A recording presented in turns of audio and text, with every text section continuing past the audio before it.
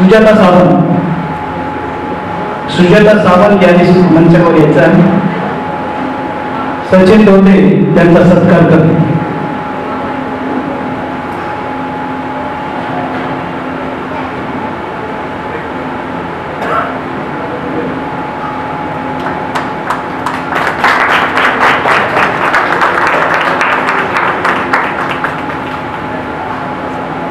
कार्यक्रमाच्या समारोहाकडे जाण्याच्या अगोदर मी रसिकांना एक धन्यवाद देईन की उन्हाच्या झाडा आपल्याला लावताय. ह्या कार्यक्रमाचा समारोप अध्यक्ष भाषण करतील असे मी त्याला विनंती करतो.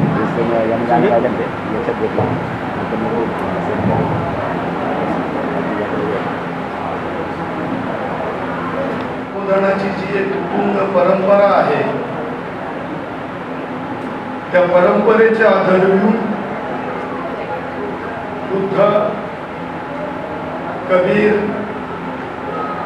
फुले, शाहू आणि आंबेडकर या परंपरेला सर्वप्रथम माझं विनम्र अभिवादन. अध्यक्ष असण्याची अडचण काय असते हे अनुभवावंच लागतं. परंतु काही का असेना आजचा दिवस हा आंबेडकरी चळवळीच्या इतिहासाच्या दृष्टीने मी महत्त्वाचा मानतो. आज कवी रमेश डोंडे उर्फ रमरंजन यांच्या माझे पंख या काव्य संग्रहाचं प्रकाशन मुंबई विद्यापीठाच्या प्रमुख सन्माननीय डॉक्टर वंदना महाजन यांच्या हस्ते झालं. या प्रसंगी माझे ज्येष्ठ मित्र ॲडव्होकेट संगराजी रुपवते, सन्माननीय भरतजी शेळके, लोकसत्तेचे सन्माननीय मधुजी कांबळे, मंचकावर सुजाता सावंत मॅडम आहेत, सूत्रसंचालक माझे फार जुने मित्र आणि स्नेही रामराजे, समोर जे व्हिडिओ शूटिंग करतायत ते विश्वासराव गायकवाड आणि सर्व बंधू आणि भगिनींनो, मी सर्वप्रथम माझे मित्र आणि स्नेही गौतम सांगळे आणि आमच्या भगिनी गुलाबताई दोंदे आणि दोंदे कुटुंबीय यांचं मनपूर्वक धन्यवाद करेन, अभिनंदन करेन आणि रमेश डोंदेंची काव्य संपदा,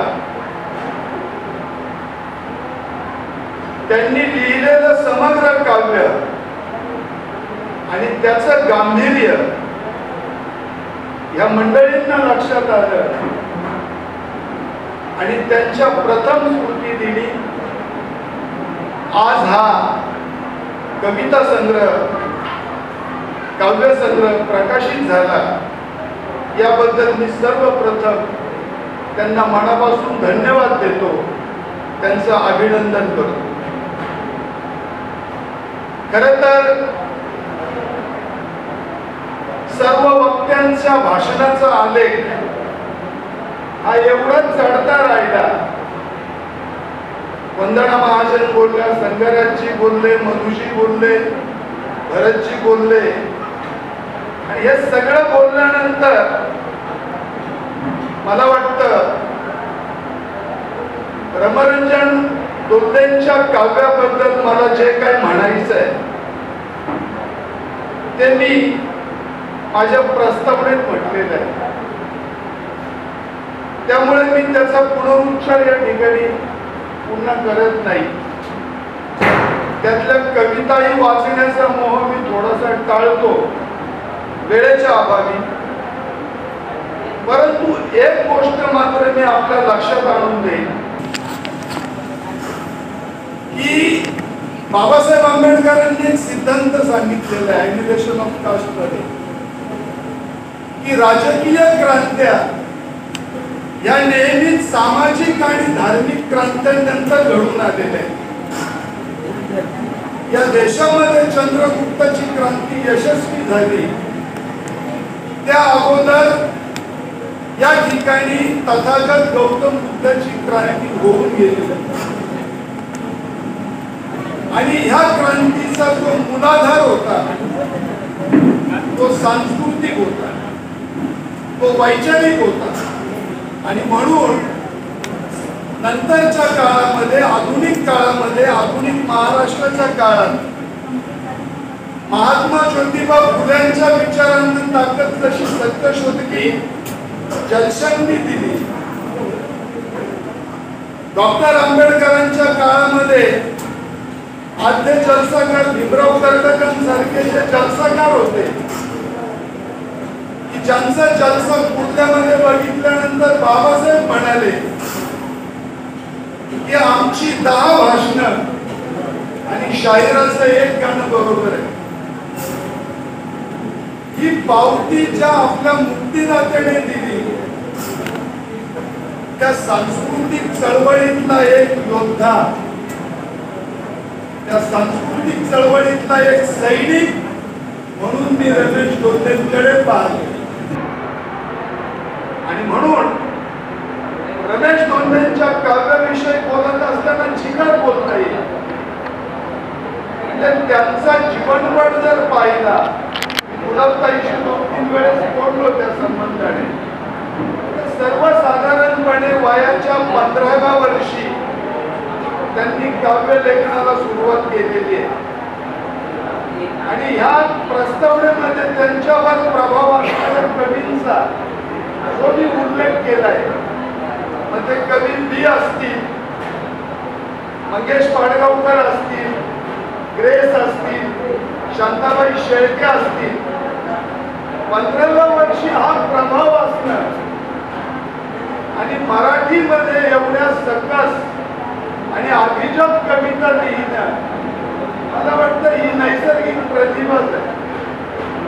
आणि म्हणून शाळकरी वयामध्ये त्यांनी त्यांची जी सल सांगितलेली आहे की आई वडिलांनी त्या कविताच जाळल्या किंवा त्या कविताची ज्या वया आहेत त्याच पुढे पुढे गेलेल्या आहेत.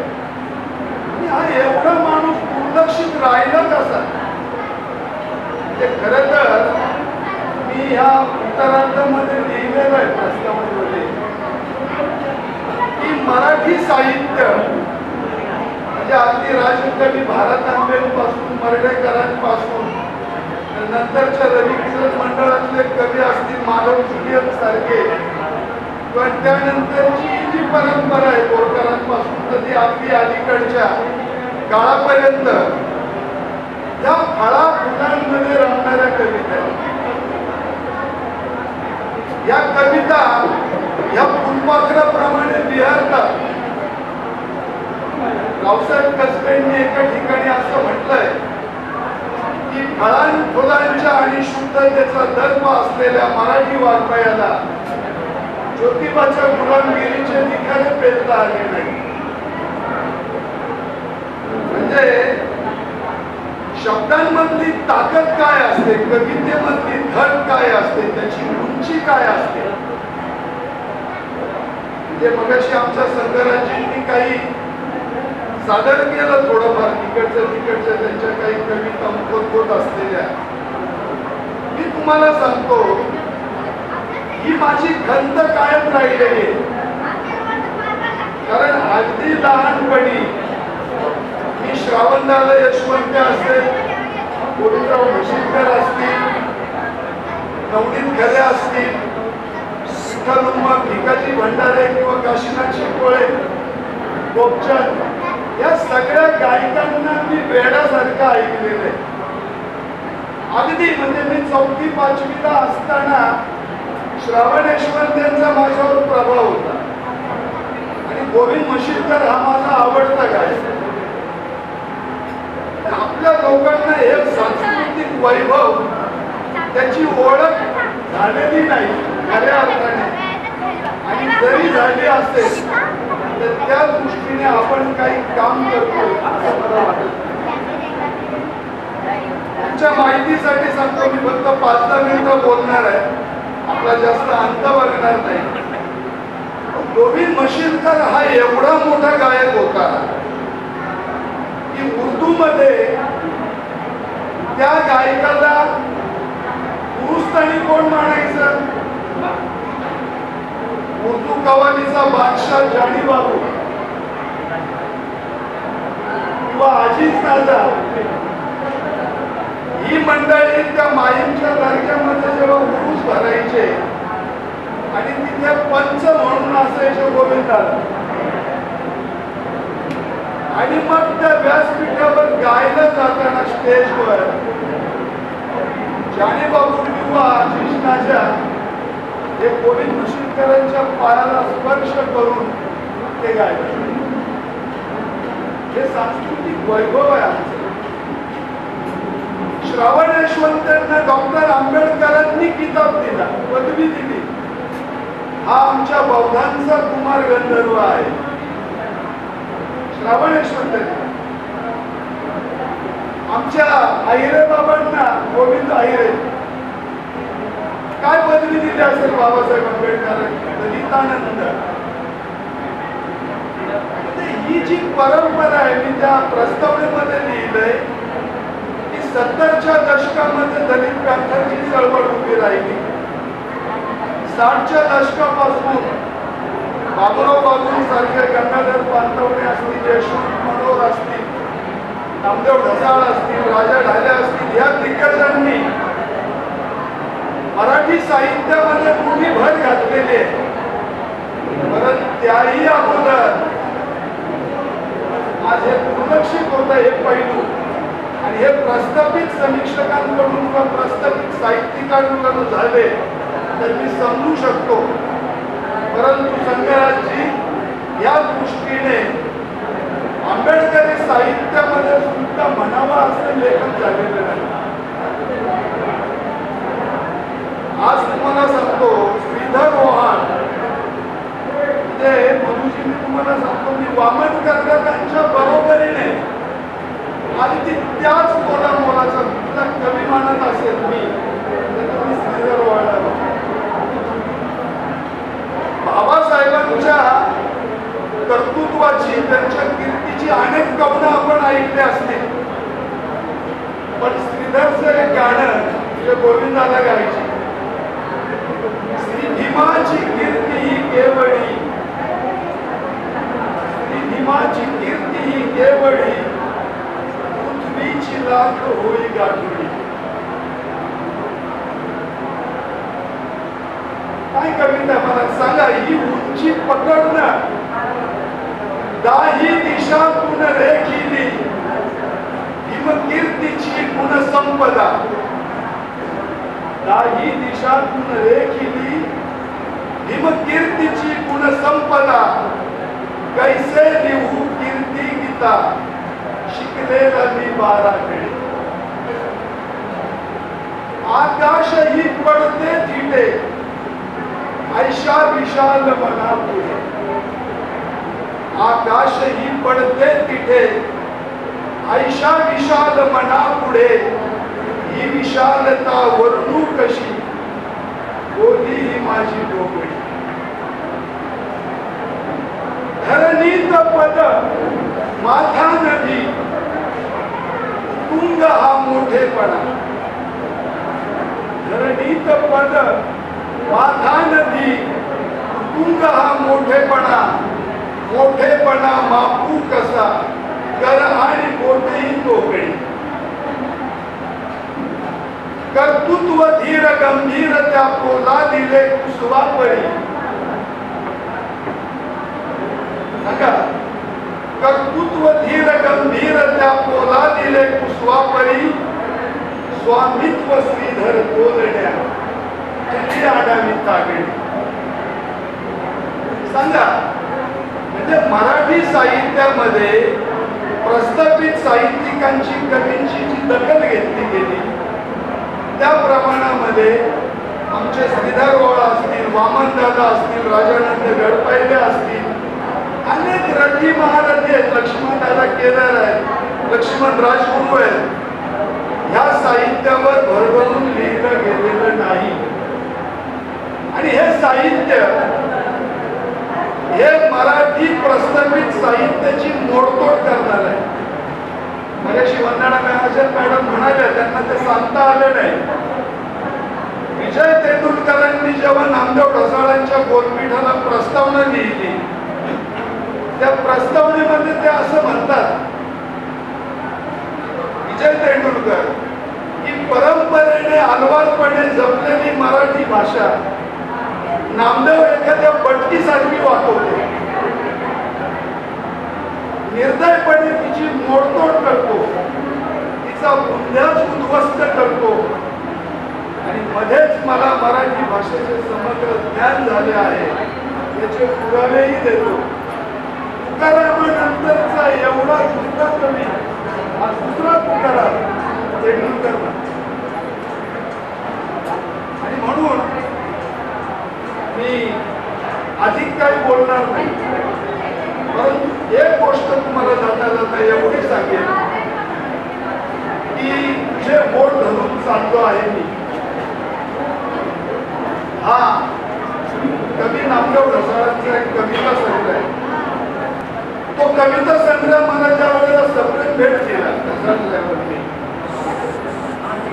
त्याच्यावर एक अभिप्राय लिहिलेला होता. आता महाराष्ट्र शासनाने जे खंड प्रकाशित केले त्याच्यामध्ये छापलेलं आहे. त्यांनी असं लिहिलंय की सांस्कृतिक मूल्यांच्या लढाईचे ज्यांना महत्व वाटत नाही ते सामाजिक आणि आर्थिक न्यायाची लढाई जिंकलं तरी ते पराभूतच होते. शब्द लक्षात घ्या, शांतपणे आपण ऐका की सांस्कृतिक मूल्यांच्या लढाईचे ज्यांना महत्व वाटत नाही ते सामाजिक आणि आर्थिक न्यायाची लढाई जिंकले तरी एका अर्थी पराभूतच होत. ही पराभूतता वाटच येऊ नये म्हणून ज्या गोष्टी करणे आवश्यक आहे याचे ज्यांना भान नाही अशांचा सहवास मला काटांसारखा टोचणार आहे. म्हणजे सांस्कृतिक मूल्यांच्या लढाईचं महत्व हे जे अधोरेखित केलेलं आहे आणि त्या सांस्कृतिक मूल्यांची लढाई अगदी आंबेडकरकालीन किंवा पुढेकालीन कलावंतांचा, कवी गायकांचा, जलसाकारांचा आपण जर वेध घेतला त्या माणसांनी तेवढं मोठं काम केलं. आणि म्हणून मी अधिक काही न बोलतो, खरं तर खूप बोलायचं ठरवलं होतं, परंतु वेळेची मर्यादा आहे, वेळही खूप झालेला आहे. पण जाता जाता एक दोन गोष्टी ठळकपणे सांगतो. या कवी गायकांचे पाठीराखे होते दादासाहेब रुपवते. मी इथे संघराज्य म्हणून बोलत नाही, पण माझा आवडता वक्ता दादासाहेब. मी दादासाहेबांच्या प्रेमात पडलेलो. माझा आवडता गायक गोविंद भूषणकर आणि माझा आवडता नेता नामदेव ढसाळ. आता चर्चेचा विषय मी इथे नाही करत, पण तुम्हाला एक सांगतो, आज जी परिस्थिती या आपल्या कवी गायकांवर ओढवलेली आहे त्या दृष्टीने मधुजी आणि संघराज 12 नंतर प्रदूषण होतं यांना. रात्रभर आम्ही कवाल्यांचे कार्यक्रम त्या काळात ऐकले. आज रात्री 12 नंतर जर यांना प्रदूषण होत असेल आणि हे नको तिथले भोग्या आणि नको तिथल्या याच्या गोष्टी करत असतील, मला वाटतं भरतजी आपणही आणि सर्व रामराज्य मॅडम या प्रश्नावर जरा एकदा आपण गांभीर्याने चर्चा केली पाहिजे, बोललं पाहिजे. आपल्याला काही करता येईल पाहिजे. किमान आंबेडकर जयंतीच्या काळामध्ये सुद्धा एक ठराविक आवाज निश्चित करून आमच्या कवी गायकांना रात्रभर गाता येईल का, मला वाटतं हा एक विचार आपण चिरंजीव वारसा आहे म्हणून मी इथे जाणीवपूर्वक सांगतो. खरं तर किती बोलावं आणि किती, परंतु मला वाटतं वेळ झालेली आहे. मी अधिक काही आपला अंतर वाढणार नाही. फक्त एवढंच सांगतो, जरा 2 मिनिटं फक्त, जरा प्लीज फक्त 2 मिनिटं. आंबेडकरी कलावंतांबद्दल अभ्यास करत असताना किंवा मी जे काही थोडंफार वाचतो, मला कुठेही रमरंजन किंवा रमेश धोंडे यांचा उल्लेख कुठे आढळला नाही. आणि हे ज्या वेळेला मी त्यांची ही हस्तलिखित वाचलं आणि त्यातली काव्य वाचली, मी तुम्हाला खरंच सांगतो, मी भारावून गेलो. हा एवढा मोठ्या ताकदीचा, विलक्षण ताकदीचा कवी आहे. आणि खरं तर त्यांच्या हयातीत हा काव्य संग्रह आला असता राजाभाऊ ढाल्यांसारख्या एका उत्तुंग विचारवंताची प्रस्तावना त्याला लाभली असते. आणि राजाभाऊ ढाल्यांनी मला गौतम सांगले सगळं सांगतात की ढाले साहेबांनी कितीतरी वेळा त्यांना आग्रह केला, हे सगळं माझ्याकडे आणून त्याचं काय करायचं, परंतु ते झालं नाही. मला वाटतं त्यांच्या नंतर, त्यांच्या मरणोत्तर दोन्ही कुटुंबियांना हा जो दस्तऐवज आहे, हा जो खजीड आहे, याची त्यांना महत्त्व पटलं आणि तो प्रकाशित करावा असं वाटलं. मला वाटतं रमेश धोंडेंची आपण खऱ्या अर्थाने उत्तरदायी झालेला अशा तऱ्हेची भावना व्यक्त करतो. त्यांच्या कवितेमध्ये त्यांनी अनेक विषयांवर लिहिलं, व्याख्यांवर लिहिलं. मला एक शेर आठवतो, संघराज्यांमुळे मलाही शेर जरा आठवायला लागले की वो धूप ही अच्छी थी इस घनेरी छाव से, वो धूप ही अच्छी थी इस घनेरी छाव से, वो जिस्म को जलाती थी ये रूह को जलाती. आणि म्हणून एक कवी असं म्हणतो, एक शायर असं म्हणतो, मेरे दामन में कांटों के सिवा कुछ भी नहीं, आप फूलों के खरीदार नजर आते. आणि म्हणून रमेश धोंडेंचं काव्य आपण सर्वांनी मुळापासून वाचा. आई नावाच्या कवितेबद्दल त्यांनी जे लिहिलं की जगी थोर तुझी माया त्यात माझा भीमर आहे, म्हणजे भमू शिंदे सारख्या कवीने सुद्धा त्या कवितेला दाद दिली.